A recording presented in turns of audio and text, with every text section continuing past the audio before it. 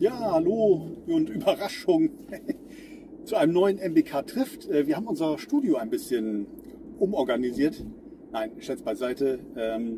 Ich bin im Auto unterwegs und hole einen unserer Stargäste vom Sommerfest ab und dachte, Carpe Diem, also nutze die Zeit und werde den Rick Lawler gleich hier zu Besuch haben und ihm ein bisschen auf den Zahn fühlen. Wer Rick Lawler nicht kennt, der war schon bei einigen namhaften Firmen als Editor, als Modellbauer und hat auch einen Youtube Kanal.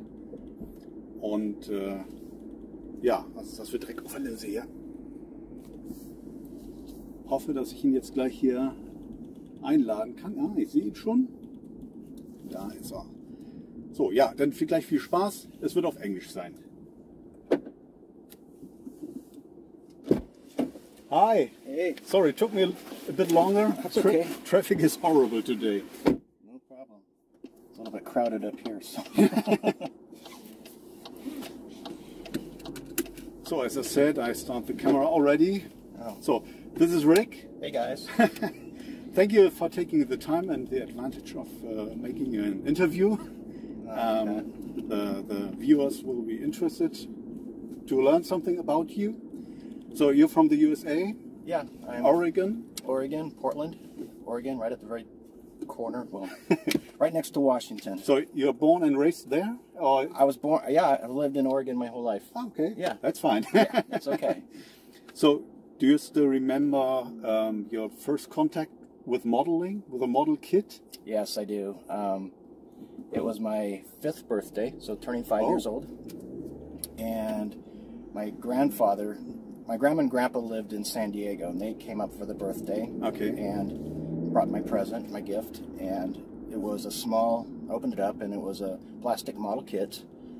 I think it was Revell, and it was a race car. Oh, okay. And, you know, at 5 years old, a tube of Tester's glue, a couple of bottles of the old Tester's paints, yeah. and a bad brush, and that was my first experience with a kit. Yeah. I loved it. I remember repainting that car. So you finished it, really? And painted? I finished it. I'm sure I had help. I'm sure my dad, you know, helped me along the way. Yeah. I can't imagine it was much more than a snap-tight sort of a kit. Yeah, I don't know. yeah. But, yeah, you know, I remember finishing it. I remember it sitting in my bedroom on my top of my dresser. Okay. And I remember taking it off every so often, looking at it, playing with it, painting it again, putting it back up on top. And from that, it just kept going. You know, then I started, you know, buying kits or kits. So at that time, you already noticed that you have a fable for painting, and yeah, yeah. Unfortunately, no. I just fell in love with it at that point. It was a lot of fun, and I still remember that moment. And there's a lot of different moments from that point forward that, you know, just kind of like continued the passion. So you continued even in the school time with it? Yeah.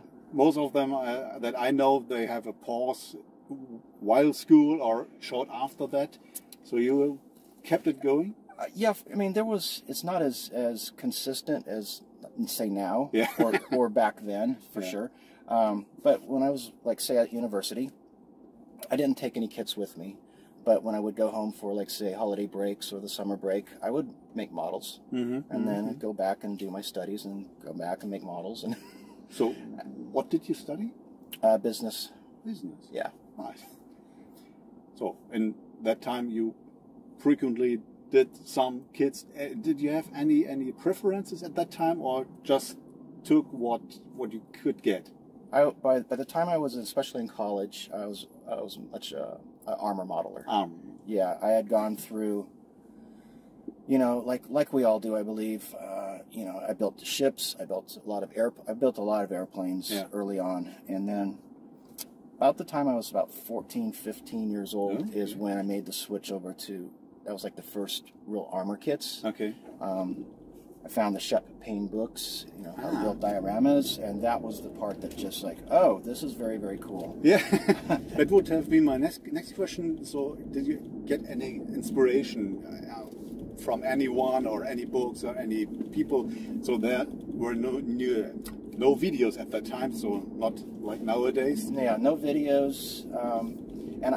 At this point, so when I grew up in a very, very small town in Oregon, and we had no next door neighbors, no TV, anything like that. We lived in the woods, So, much of it was in my imagination. And the nearest hobby store was in the city of Eugene, which was about, I don't know, 45-minute drive to the hobby store. And we wouldn't go very often, but whenever we went to Eugene, we would make a stop. And there were a few magazines on the shelf, and I would purchase those from time to time. And that's when I saw the Shep Payne book. Yeah. And that's where I purchased my model kits as well. And at that time, the monogram kits that would have the Shep Payne dioramas, the flyer on the inside. Yeah, so that got me started with the armor. So this is 70. What would that be? 70. Boy, early 70s, mid 70s. That shows how old I am. Some days ago. Yeah, a long time ago, right after the covered wagons. But it's nice that you still remember these in such detail. Yeah, well, they're all milestones in my life, and looking back, especially now, you look back and you're like, oh, these little small building blocks all along the way. Yeah. Yeah. So, is there any kid from that time that you still remember and said that was the first milestone for me in achieving something? Yeah. So there's a couple of them for different reasons. Good and bad reasons? No, they're all good reasons. For instance, and this kind of just talks about how much scale modeling has been part of my life. I must have been about 12 years old, so a birthday party. So I was turning, I think, 12 years old, someplace in there, 11, 12, and I had built the Fokker DR-1 Red Baron airplane, and I painted it red and the whole thing. And for my birthday party, my friends came over and everything else. My mom had baked a birthday cake, and then she put the airplane on top of the cake. Oh my God! And made a whole little scene as it was flying through the air, with clouds, with the frosting and stuff. So even at that point, she recognized that it was important to me. I think kind of in that same era, so I'd already started to work with armor, and I was again looking at Shep Payne's work, some of the magazines that were out at that time, and I decided I wanted to. One of the magazines was, oh gosh, I can't remember the name of it exactly. Military Modeling or Modeler or something like that. U.S. magazine, black and white pages, pictures. This is way back before the internet, of course, and digital cameras. And anyway, at the very end, they would have a call for entries if you'd like to be part of this, do this. So I built, and this is one of those. Again, one of those learning experiences, kind of like we were talking about, where experience is kind of the best teacher versus someone telling you what to do. Anyway, I built a big, giant, must have been about 2 feet by 3 feet. I mean, it was big. And I made this Stalingrad scene. Oh. And so I built the buildings, and I had the... From scratch? Yeah. Oh. So I built the buildings out of, like, say, balsa wood and plaster and things like that. And I put the Germans in the building, and I put the Russians across the street, and I built trenches down in there, and built this big, giant scene. Way too big, one of those mistakes. And my dad, at the time, was very much into photography. Wow. And so, he had a dark room and a lot of cameras and stuff. And so when I finished, he and I took a lot of photographs, and then we developed the photographs, the negatives, and then we sent it into the magazine. Okay. And, time goes by, and one day in the mail, like 6 months later, I get a copy of the magazine, and there's my first publication. Wow. 15 years old or so. Huh. Now, the story doesn't end. Somehow, I don't know how, the phone rings sometime later at my mom and dad's house, and it's some gentleman calls. I don't know how he got our name or number, or who I was, and he's invited us, the family, to go to his shop, which he had a shop that was maybe about an hour away from us. Okay. And he talked to my mom and dad, because I was only a teenager at the time, and told them what it was about and stuff. We went down to his shop, and he had a garage that he converted into a workshop. And this gentleman was a model maker for the movies industry. Oh. He was living nearby. I think he might have retired by that point in time, but for whatever reason, he knew that I was nearby and thought I might like to look at some of the work he had done. Yeah. So we went down there and we looked at his workshop, and there he had all these movie, posters from the different movies he had worked on. He had a bunch of models sitting on his shelves from the movies, and it was like that whole idea is like, wow, this is really, really cool. there's more to this than just building models. Yeah. So anyway, those are the kind of the two early experiences where you just kind of like, okay, this is kind of fun. Yeah, what a great experience. Yeah, it was. So after you finished your studies, what did you do? Well, got married. Okay, that's for the rest of your life. Got married like 2 weeks after we got out of school, and she's a teacher, so she got a job teaching really close to where we grew up. Yeah. I ended up buying a retail store that was in that city, and so for the next 25 years, I owned and operated 4 retail stores.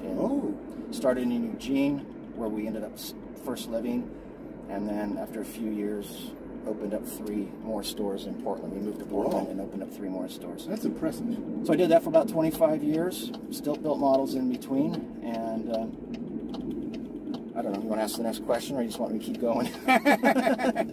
So the question is, how did you find the change from your as a normal job over to, okay, I do modeling now for my life? So that happened in, I think 2008 is when that change really happened. So let's back up a couple of years. About 2005, 4 or 5, someplace in there, that's when I started to take modeling much more seriously again. So all the things we talk about were, you've got your family, you've got all these other commitments, and yes, and you do the best you can, but you're not at the workbench all the time. And so by 2004, 2005, the internet was just starting. Dial-up, it was terrible. It takes forever. Yeah, I remember that times. You remember those days? Yeah. But it opened up what other people were doing. So the forums like Missing Links and Planet Armor and whatever your favorites might be. And so I started seeing other modelers and the influences, and it really started me getting back into it in a more focused way. In 2006, so I thought I was doing pretty okay, and I'd started to post some pictures on some of the forums, mostly Missing Links and Planet Armor. Those are my 2, and they were for 2 different reasons, but we can talk about that later. But in 2006, I wanted to see firsthand how good the people that I was seeing on the internet, what their models really look like. Yeah. So I came over to England and went to Euromilitaire. And thought, I just want to look at these models and meet some of these people or look at them, and because I held those guys in such high regard at this point, and it was a great experience, and I looked at these models, and that's it was a great experience. It's like, okay, here's where I'm at, here's where they are at, but now I know kind of what that looks like, so I'm not fooling myself, it's like, okay, I've got some work to do, but I'm not too far away. It's also at that time is when I met Adam Wilder and Meg Jimenez, which kind of started to talk about what we're talking about. Yeah. So I went back, just started building models again, and my only focus at that time was just to get better and maybe try to, because a lot of the new magazines were coming out at that point, and maybe try to get an article published. It's like, oh, maybe I can get an article published if I can get, good enough. And so that was that primary focus. At that same time, so there's a lot of things going on at the same time. So at the same time, after I came back from Euromilitaire, I continued conversations with Adam and Mig, especially Adam because he spoke English, and Mig was not very good at English, just through email. And because I was seeing what was happening with their company, Mig Productions at the time, they were doing great advertising. They were the hottest brand doing the new washes and developing all these new products. And I could see what was happening apparently in Europe, but it was not happening in the United States. Okay. And this goes back to my education, I guess. I was going like, why is this not catching on in the United? You cannot find their products anywhere. Okay. Nobody even knows who they are. Okay. And so I started thinking about it a little bit, and I made a proposal to them, and that's what we started talking about through emails. Very infrequently, I'd send an email with my ideas and not hear back. Send another email with my ideas, not hear back. One of those things. But basically, the proposal was at that point, especially in those early days, is people don't necessarily trust the internet. Americans. Americans certainly don't trust sending money across to Europe. They certainly don't want to deal with conversion of currency. They don't want to deal with long or perceived long shipping times from Europe to the U.S. And so all these things kind of combine to like this resistance. And I said, what would you think, and the basic proposal is, why don't I set up a distribution of MIG Productions, exclusively, be part of MIG Productions, but exclusive U.S. distribution for U.S. and North America, so it's U.S. and Canada, well, excluding Mexico, I should say. So, U.S. and Canada. And again, we had a few conversations infrequently, and then the emails started coming a little bit quicker, Okay. And then at one point, I got the email that says, we've been thinking a lot about what we've been talking about. Can you come over to Spain and let's have a conversation? Okay. So I came over to Spain, talked about it for a little while, came back, and so this would be about 2008 or 9, I guess, by this point in time, so a few years. Was it that long? Maybe 8. And that started MIG USA, so they would ship product, much like MBK does, as a distributor. Ship product to me, I'd warehouse it, I set up a website, pay system, and everything else. And so I would take care of both individual customers, as you do, and business-to-business customers, and wholesale out to the U.S. distributors and brick and mortars and the rest of them at that point in time. So I did that for a number of years. So that's how I got into the hobby side. Okay. So at that point it was good that you studied business? It was good that I studied business, exactly. I think with any other thing you may have not thought about doing so and asking them and setting up a distribution. So it was a good coincidence. It is a good coincidence, yeah. It's not everything is, useless. And then at that same time, so this is 2008, that same period, so this is where the paths keep crossing back and forth. I'd been running my retail stores for 25 years, and I was getting done, just emotionally, you know.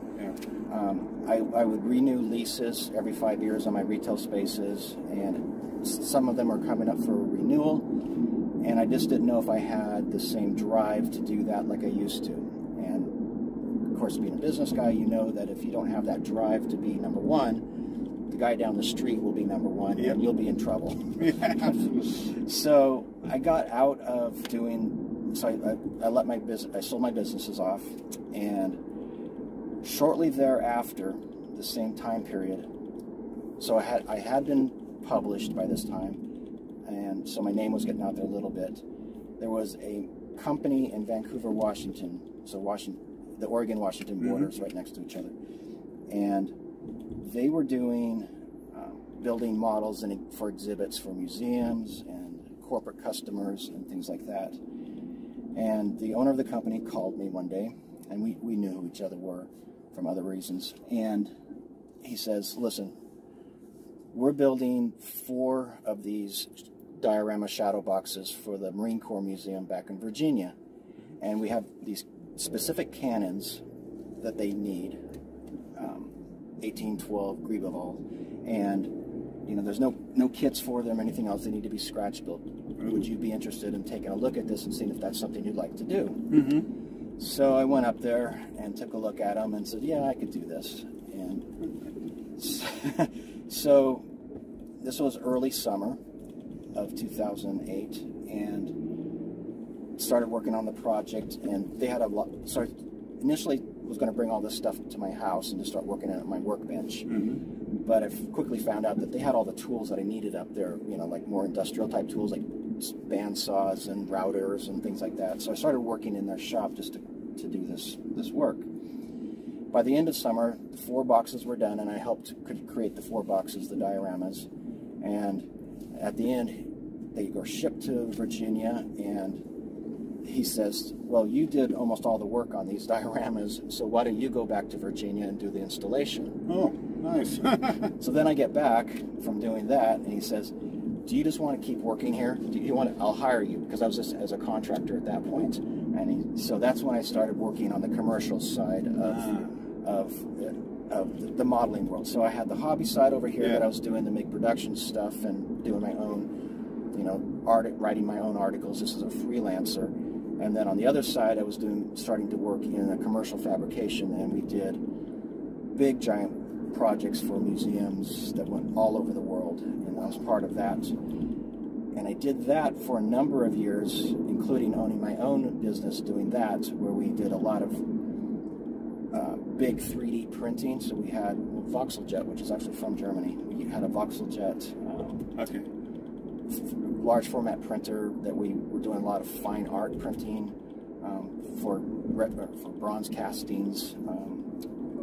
You know, we worked with Nike and Adidas and, you know, anybody, Disney, everybody, you know, that's, we would do whatever projects for movies, game companies, private individuals, whatever. So we did that for all those years, and then I stopped that well, pretty much did that all the way through COVID. And so then that's when I found myself with a lot of time.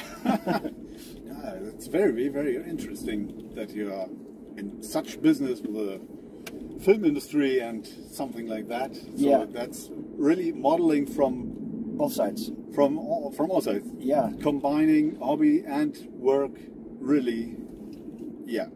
That's very impressive. Yeah, and it was, you know, quite frankly, you know, that commercial side, like you talked about, you know, the gaming side or the commercial side, that's when I learned how really to do a lot of scratch building and working with resin and working with all sorts of different types of materials and seeing an item, you know, if I was going to build, say those garbage cans we're driving by right now, you know, seeing just the different component shapes and being able to pull those together and pull them apart and knowing how to... So very creative. Very, so being able to do that. So meanwhile, you have set up a YouTube channel? Yes, Propaganda? I have. Yeah, propaganda. When did you start with it? Well, we'll back up again. So way back when I just first started taking the hobby seriously again in, you know, mid-2000s, I just wanted to start posting my pictures for, you know, in my own gallery sort of thing, and that's when Blogspot was there. That was the only place to do it, and I just felt weird about putting my own name in, like, oh, Rick's Models or something like that. It's like, whatever. But I wanted something that was kind of almost a brand name, I guess, and finally I just kind of came up with propaganda, because all I was really doing, it was just kind of showing off my own stuff, you know, my stuff from my point of view, which is really what propaganda is, you know, just telling my story. So that's where the name came from, and so I just started using propaganda as kind of my handle, my trademark, my, you know, pseudonym, and way back when, and then over time the Blogspot turned into a web page or a couple of different web pages, and I just kept the name going. So once I started getting, you know, published in the magazine, so I was working for AK, or worked for MIG Productions, and then when MIG Productions turned into AK, I worked for AK, and then when MIG and left AK to create Ammo, I went with MIG to Ammo, and then I took a couple of years off, and then I came back to AK. So I've been through that path as well. And during that time is when social media started coming to form. So Facebook and then later Instagram and places like that. So then I would start trademarking like my posts, my photographs on those places, just with my logo, just to kind of give it a little bit of, you know, signature. It's... So then, back to the video question, I get laid off and from COVID, and I'm sitting around doing my thing, and I'm working for AK at this time, and I'm doing articles and editing and doing all the things I do for AK. And I have 2 sons who are grown boys now, and we were talking. They were talking to me, and they're going like, you know, Dad. That's the internet.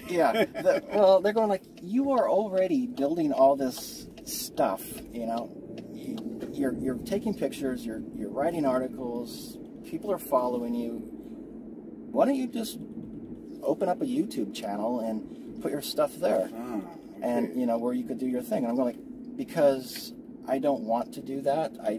I never had watched YouTube videos necessarily. I didn't, you know, I knew that there were modeling videos out there. You know, I'd see a few of them. And so you are not only presenting there, but you also show types of how to do, and it's mixed. So. No, it's so I started. Okay. We'll tell the story from the beginning. Okay. So I decided, okay, I'll check it out. So I spent a couple of weeks thinking about it. I didn't have any equipment, and I had my DLS. I had everything I needed for my photo booth stuff, but I didn't have anything for video.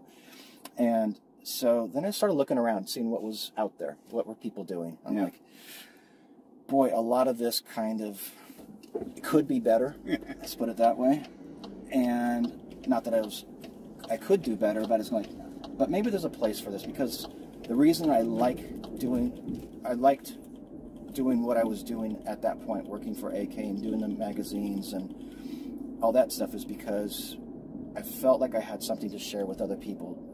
So experience, because I've been doing it for so long, and I had all these different ways that I'd come to where I was at, and I love sharing with people how to get better at what they're doing, you know, to share that passion. You know, I want to share that love of modeling with people, to get people enthused. Yeah. And so I thought, okay, maybe this is a way for me to just kind of express that in a different format, even though I don't know how to do this format, that I could somehow figure it out. So I made a first video, and I had no idea how to do it. And I took my tripod, and I took it and turned it upside down, and put my camera on my workbench and pointing straight down, and terrible video, terrible everything. But I posted my first YouTube video. Okay. And then, and it was just kind of me. I can't remember what the first one was. I was painting something. I can't remember what it was. But that was just about a year ago. So it didn't take me very long to understand that I liked doing that. It was something that I really enjoyed doing, but I needed to figure out how to do it better. Yeah. And so I did some research. I built myself a studio rig to hold, you know, bought regular good lights, lighting for it. Built an overhead rigging system, so there's nothing on the table at all. There's no stands. Everything's clamped on. Yeah. So my hands are free. There's nothing in my way. And I quickly realized that I couldn't use iMovie to do the editing. I'd come up to, you know, I had ideas that I wanted to try to do in editing that once I learned how to do iMovie, I couldn't do it because of the limitations. So I looked for different, I already had Adobe, but I looked for other things. I found DaVinci Resolve. I learned how to do editing in DaVinci Resolve, which is not an easy thing to do. But I was loving everything because I was learning, you know, it was creative. I was learning a new software. It was all great. And so, just in August, I celebrated the first anniversary of the Propaganda YouTube channel. Okay. So it's been there for 1 year, and from that very first video that I posted, so about the 1st of August last year, I have posted a video every week since. Okay. Once a week, and the video formats it's working out very, very well because I'm able to combine the work I do for AK, so what goes into the magazines and the books and things like that, in print form. Mm-hmm. I'm able to use those same subjects and put them in video form for my own purposes. Yeah, oh, nice. So speaking of your own purposes, we've talked about that yesterday, but the people not yet know. So the modeling itself, how do you pick? What do you model? Do you have something, say, that's a must for me? Are you limited to any scales, to any aircraft, tracked, whatever? Yeah. Primarily I do armor. My history has been mostly World War II armor. That said, given my own, and this is true, I've never built a Tiger. I've never built a Sherman. And until I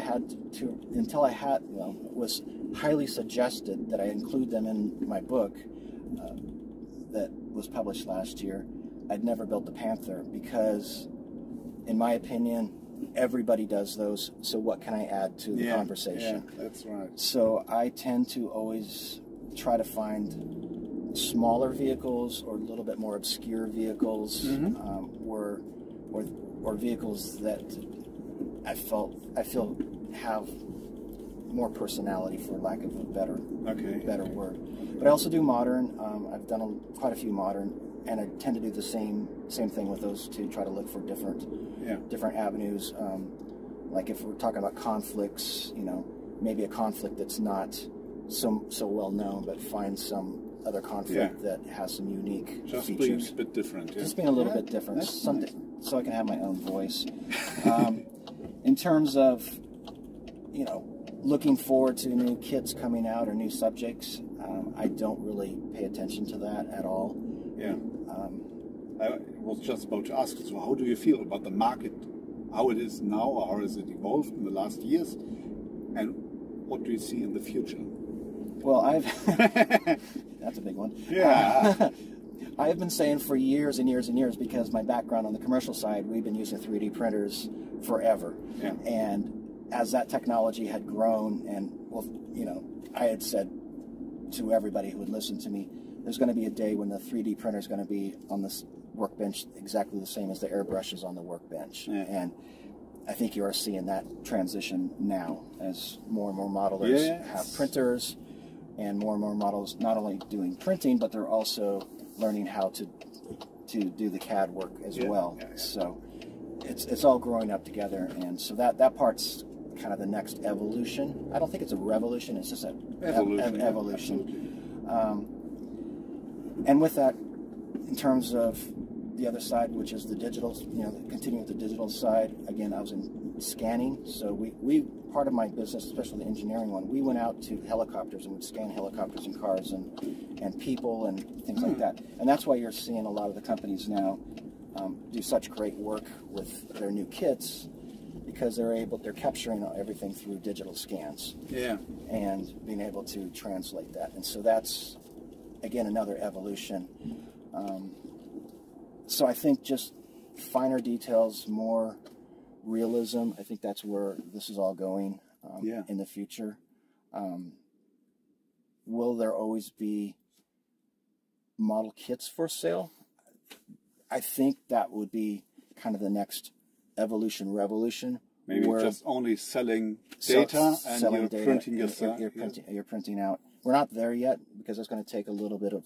But I think we're just on the way to that. We're on that way. And anybody who doesn't see that yet, especially somebody, MBK, for instance, we will see.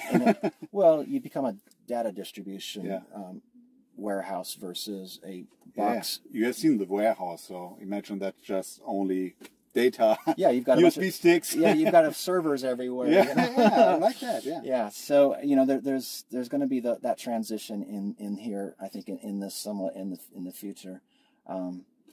That's on the hard goods side. I think on the creative side, I'm seeing a nice blending of different genres coming together now, where people aren't necessarily fixed to, I do either military or cars or sci-fi or this or railroad or whatever that might be. I see people moving around and bringing influences. And when I go to, shows and conventions and give seminars and talks like that, I see a lot of people hungry to learn from what those guys are doing because they have disciplines and techniques up until now that haven't been used. Maybe can use and they for go your like, own, so you start seeing the Gundam people who generally used to build a very clean and very precise model, and now they are weathering them. The cars are the same way. Sometimes cars used to have the polished. Now you see a car after the race. What does it look like? Or a Baja race or something like that. It gives more for the eye. So it's a nice clean build is nice. But the eye has nothing to explore. So modeling, needs to tell a story for it to be convincing and interesting. Absolutely. And so that's where this all goes, to the head. No matter what technology is used or what artistic expression you come to it with, you're telling a story. Yeah. So how can you tell that story to the most convincing, enjoyable way? Absolutely. So now that we are here, I say thank you very much for this insight to your life. So you're welcome. It was very, very interesting. I hope, I take it in German. Wir sind angekommen. Ich hoffe, ihr habt diesen Einblick in Ricks Leben genauso genossen wie ich das. Ich hatte gestern schon mit ihm ein bisschen geschnackt. Ich habe heute noch wieder Sachen gehört. Sehr, sehr interessant. Also, thank you very much. You're welcome. Thank you, Thomas. See you guys. Macht's gut, Leute, und bis zum nächsten Mal.